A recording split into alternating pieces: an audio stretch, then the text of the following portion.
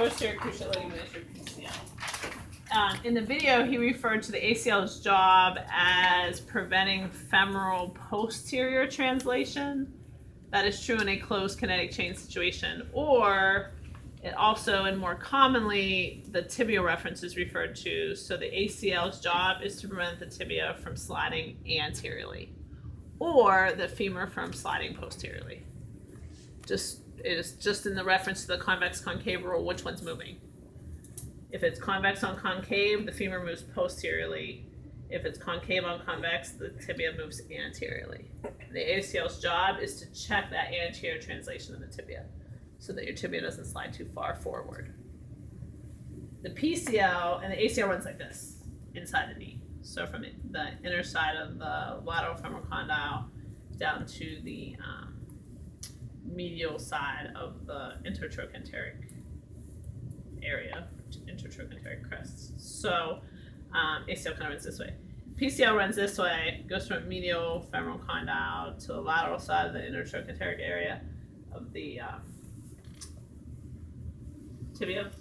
But again, neither one are palpable, but the PCL prevents posterior tibial translation or anterior femoral translation.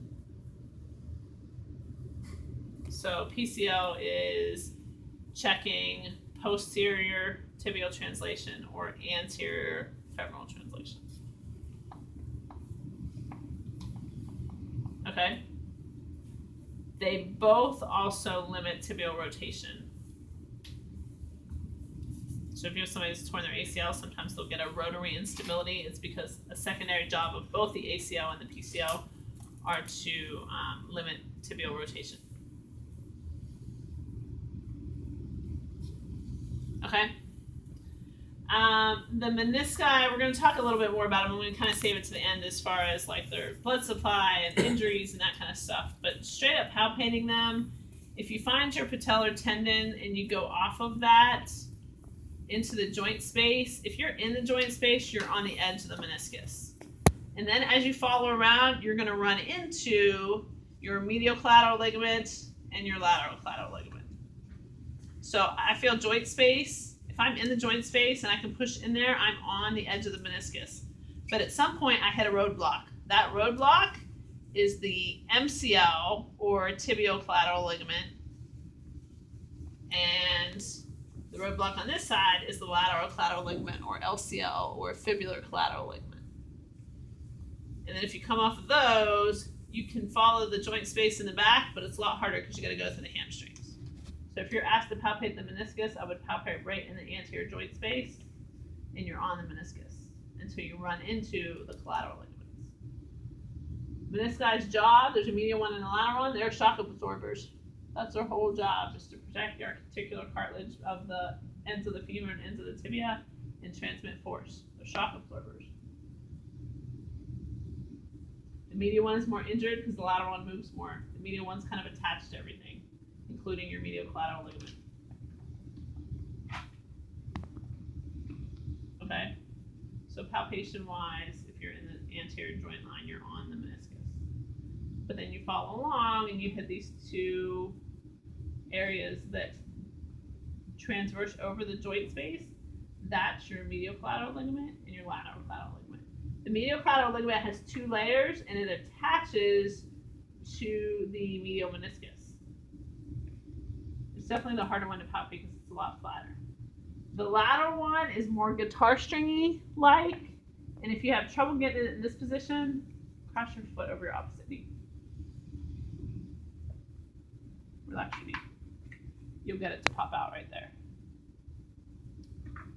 And it literally feels like a guitar string. It's very ropey. It's very separated from the joint. It's not flat and contained onto the meniscus like the medial one is. So this makes the lateral collateral ligament a little bit more palpable. So terminology-wise, they're more commonly known as the MCL and the LCL, medial collateral ligament, lateral collateral ligament, but you will also hear them referred to as tibial collateral or fibular collateral. Both are acceptable. Okay, so ACL and PCL not palpable, but have significant function as far as tibial or femoral translation. Medial and lateral meniscus are, you can put that back down. are palpable on the front edge, and they are shock absorbers. And then the medial and lateral collateral ligaments are definitely palpable right in the joint space. The medial one being a little flatter, the lateral one being more band, guitar stringy like. Jobs of the medial and lateral collateral ligament. The medial collateral ligament prevents valgus force to the knee. The lateral collateral ligament prevents varus force to the knee. Also, why the medial collateral ligament is injured more than the lateral collateral ligament. Most of the time, if you're going to get hit in the knee, you get hit from the outside, which creates a valgus stress and will tear the medial collateral ligament. Very rarely do you see lateral collateral ligament injuries. They're probably most common in soccer. They reach out and they get on the inside of their knee, and that can create a lateral collateral varus type injury.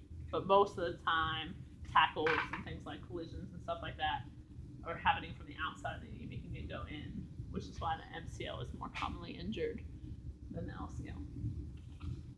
Okay, so MCL prevents valgus force or restricts valgus force. LCL prevents varus force at the knee. Okay, questions? So make sure you got, and then the patellar tendon. I think you guys are good with that.